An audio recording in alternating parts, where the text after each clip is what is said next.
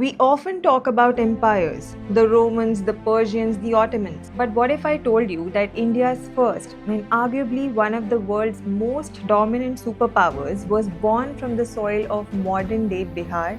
This is the story of Magad, an empire that produced legendary kings, a philosophy that changed the world, and an army that made Alexander the Great turn back. But this is also a story of brutal betrayals, bloody wars, and a tragic fall. Today, we trace the complete story from a small kingdom to a continental empire and how its legacy was reborn in the modern era. In the 6th century BCE, India was a collection of 16 great kingdoms or Mahajanapadas. Kashi, Kaushal, Avanti, all were powerful, but one kingdom was destined to conquer them all, Magad. What was its secret? It wasn't just brilliant kings.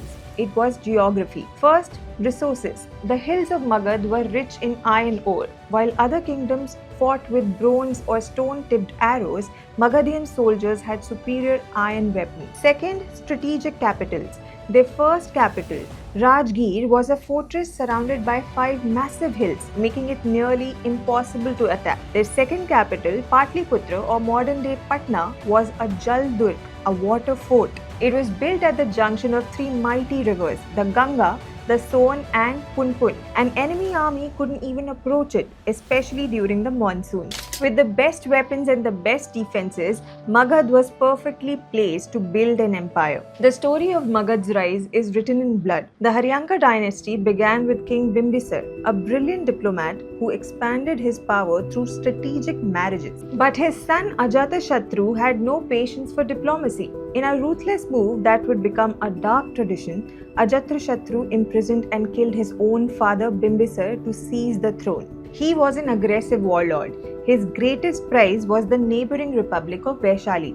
Legend says that the war was personal, sparked by his love for the famous courtesan of Vaishali, Amrapali. But it was a brutal 16-year-long war. Ajatashatru unleashed new weapons, including a Ratha Musala, a war chariot with swinging maces. He ultimately crushed Vaishali, defeated the powerful kingdom of Kashi, and forged Magad into a true superpower, all built on the back of his father's murder. Fast forward to the Nanda dynasty. The 9th Nanda king, Dhananda, was famously cruel and unpopular, but his army, it was the most terrifying military machine of the ancient world. When Alexander the Great conquered Persia and marched into India, his troops were war-weary. But what finally broke their morale was not the fighting they had done, but the fighting they were yet to face. Greek historians write that Alexander's men heard reports of the Nanda army waiting for them across the Ganges. How big was it? An estimated 200,000 infantry, 60,000 cavalry, and over 6,000 war elephants. Alexander's generals, terrified of the giant force, effectively mutinied. They refused to go any further.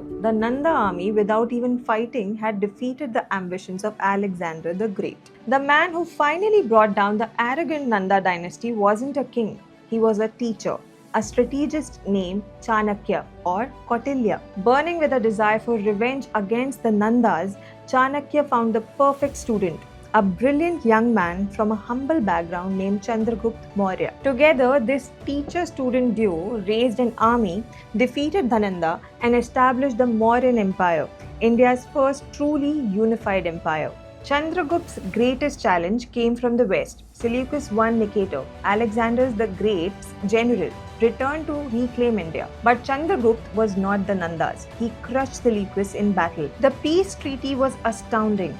Seleucus gave up all modern-day Afghanistan, Pakistan and Balochistan.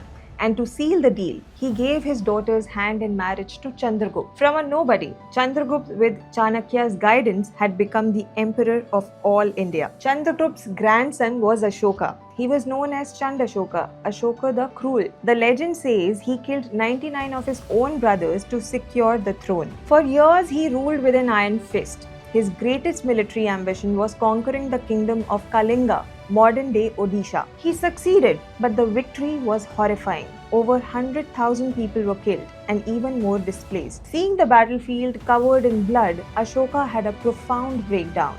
The conqueror was conquered by his own conscience. He converted to Buddhism and became Dhammashoka, Ashoka the righteous. He gave up on war and spent the rest of his life spreading a message of peace, compassion, and non-violence. He sent missionaries from Sri Lanka to Southeast Asia. Ironically, this very policy of peace and heavy spending on monasteries eventually weakened the empire's finances and military, leading to its ultimate decline. After the Mauryas, Magad fell into darkness for centuries, but it rose again. This was the Gupta Empire, widely known as the Golden Age of India. Its greatest warrior was Samudragupta. Like Ashoka, he was a military genius, but he never gave up war. He launched a massive campaign, conquering dozens of kings across the subcontinent. He was so successful in his military campaigns that he is often called the Napoleon of India. Now his son, Chandragupta II, took the empire to its peak. He wasn't just a warrior, he was a patron of arts and science. It was during his reign that the great poet Kalidas wrote his masterpieces and the astronomer Aryabhat, the man who gave the world number 0, flourished, likely in Patliputra itself. This was the era when Magad wasn't just a military power, but the cultural and intellectual center of the entire world. Like all great empires must end, the Guptas fell to invasions. But Magad's cultural legacy lived on in one place, Nalanda University. It was the world's greatest center of learning, attracting 10,000 students from as far as Korea, China, and Persia.